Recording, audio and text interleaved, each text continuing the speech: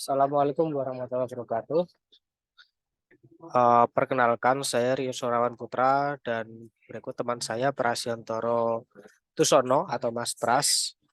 Pada kesempatan kali ini kami akan mempresentasikan analisa sekaligus modifikasi model penyebaran COVID-19 menggunakan Insight Maker.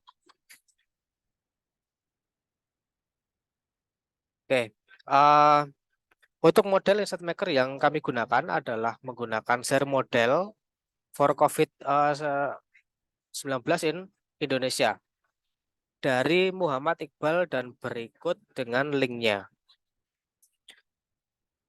Oke, untuk pemodelan yang digunakan oleh Muhammad Iqbal, sebentar,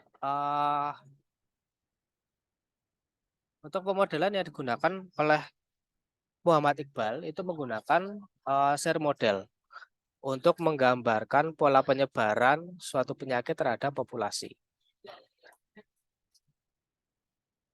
Pada model yang digunakan oleh Muhammad Iqbal, kenaikan kasus atau new case di sini itu dipengaruhi oleh kemungkinan individu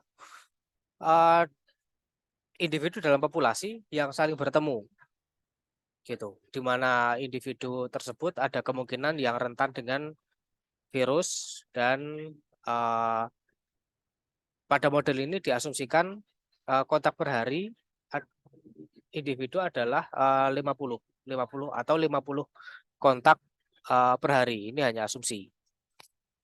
Gitu. Kemudian dari kemungkinan individu yang terpapar atau expose menjadi terinfeksi itu dipengaruhi oleh masa inkubasi virus dalam model. Dalam model ini ada digunakan rumus expose dibagi dengan incubation periodnya ya, dengan incubation periodnya. Oke, selanjutnya untuk kondisi komorbid. Untuk kondisi komorbid ini mempengaruhi kasus infeksi pada populasi ya, gitu.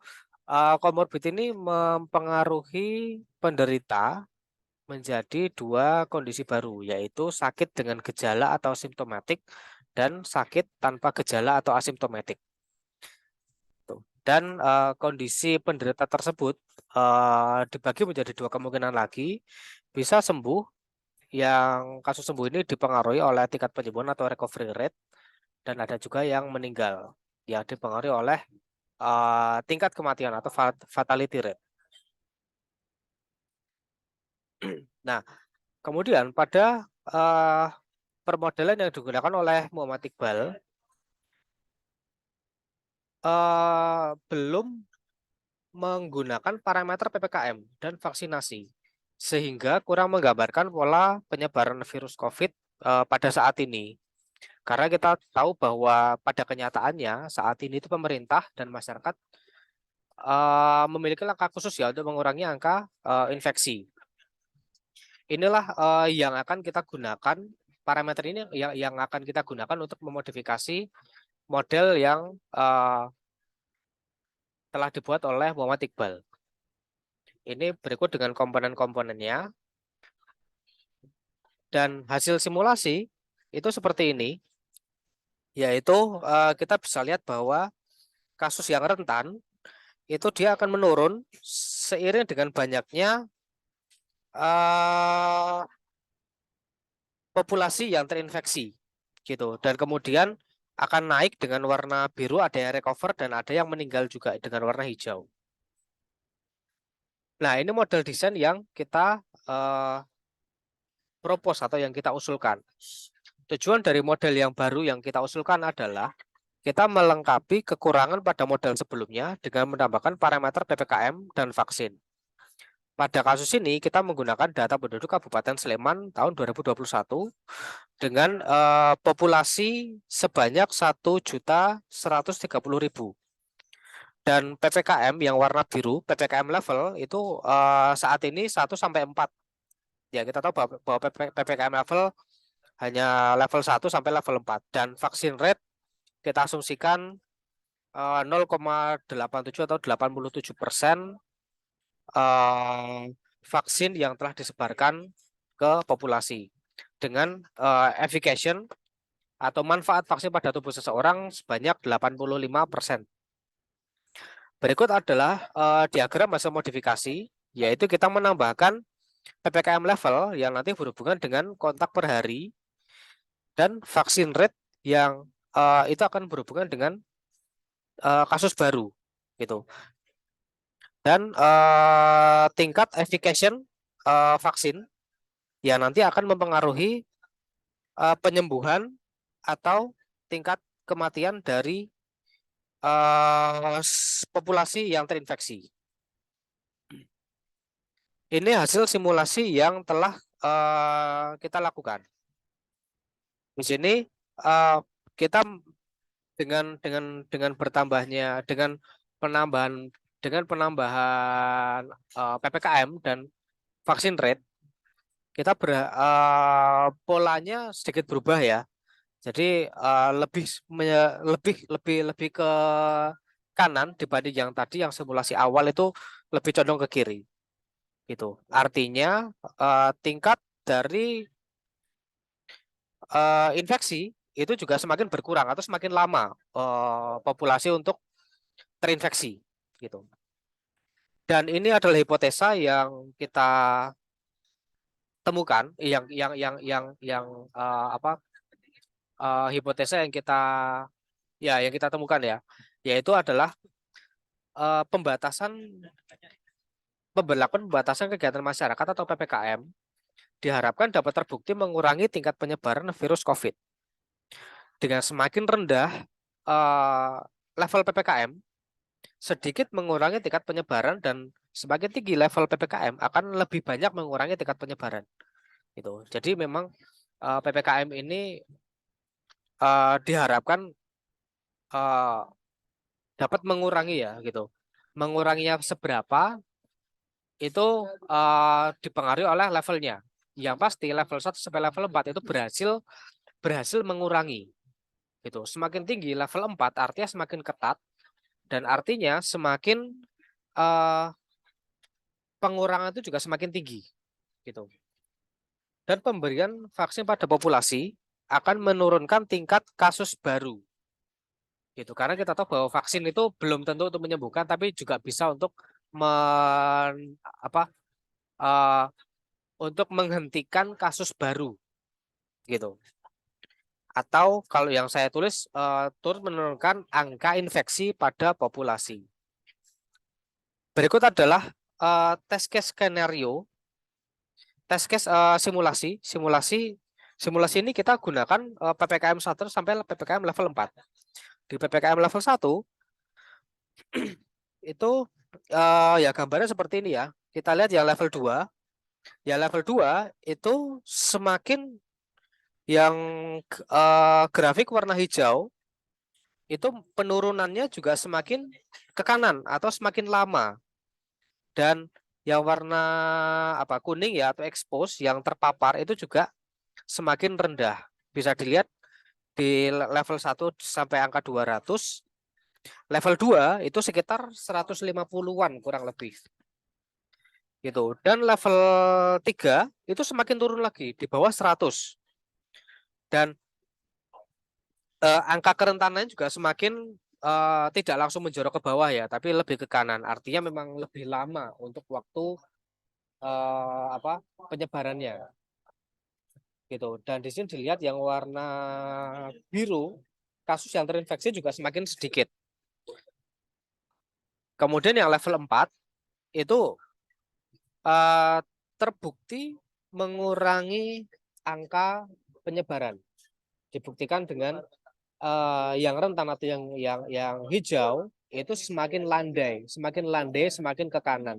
Sampai 120 hari semakin ke kanan.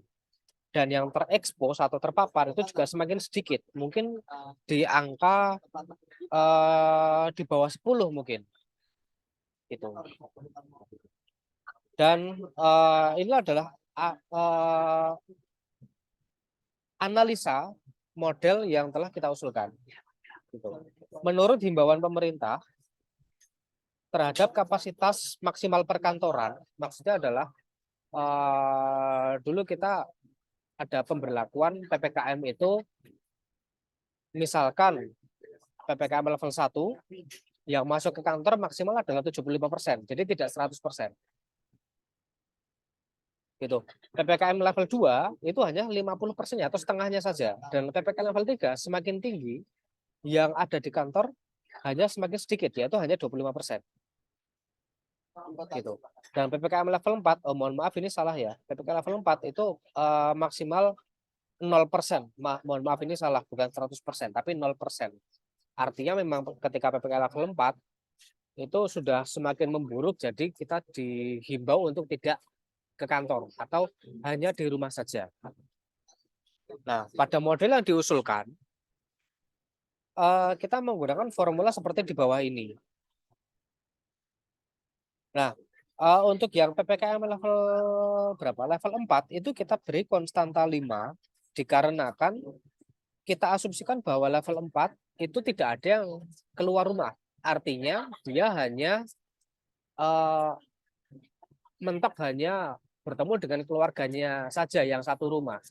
Gitu. Ya kita ambil rata-rata di dalam satu rumah ada 4 orang lah di luar saya contohnya. Artinya ya mungkin bertemu maksimal 5 orang gitu. Di sini kita asumsikan per keluarga kita pukul rata ada 5 orang ya. Gitu. Jadi langsung kita asumsikan langsung 5 saja. Gitu. Nah, hasilnya adalah dari beberapa simulasi level 1 sampai level 4 di PPKM, itu terlihat bahwa semakin tinggi level PPKM, tingkat kemungkinan populasi untuk terpapar virus COVID juga semakin jarang. Ditandai dengan tadi yang populasi yang rentan itu tidak langsung menjorok ke bawah, tapi dia lebih landai. Sehingga waktu yang diperlukan untuk meningkatkan populasi yang terpapar atau dari yang rentan menjadi terpapar, menjadi nanti akan menjadi infected gitu. Itu juga akan semakin lama gitu. Semakin ke kanan atau semakin lama. Gitu. Ya, dengan ini juga kita tidak bisa bilang bahwa dengan PPKM 100% kita akan terhindar, tidak gitu. Tapi dari pola ini kita bisa mengetahui bahwa dengan PPKM itu juga terbukti untuk mengurangi angka paparan COVID-19 pada sebuah populasi. Nah, dari analisa ini kami bisa menyimpulkan bahwa ternyata pemodelan untuk mencari tahu pola penyebaran virus COVID-19 itu ada banyak gitu. Dan memang unik ya. Jadi beda variabel nanti juga karakteristik modelnya juga nanti akan berbeda gitu. Ada yang seperti yang ini Muhammad Iqbal, dia tidak memberikan parameter PPKM dan vaksin gitu. Nanti akan berbeda dengan nilai yang ada PPKM dan vaksinnya gitu. Dan kemudian diharapkan dari pemodelan ini itu dapat digunakan pemerintah sebagai pedoman untuk mengeluarkan kebijakan dalam rangka pemulihan wabah virus COVID-19.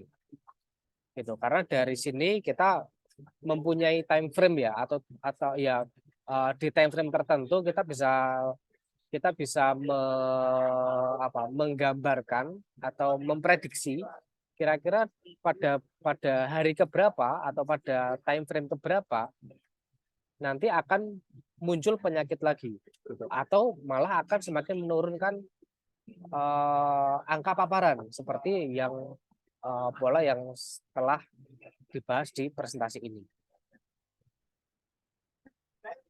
Oke, terima kasih atas perhatiannya. Ini yang bisa kita berikan pada presentasi kali ini, semoga bermanfaat. Terima kasih. Saya tutup. Assalamualaikum warahmatullahi wabarakatuh.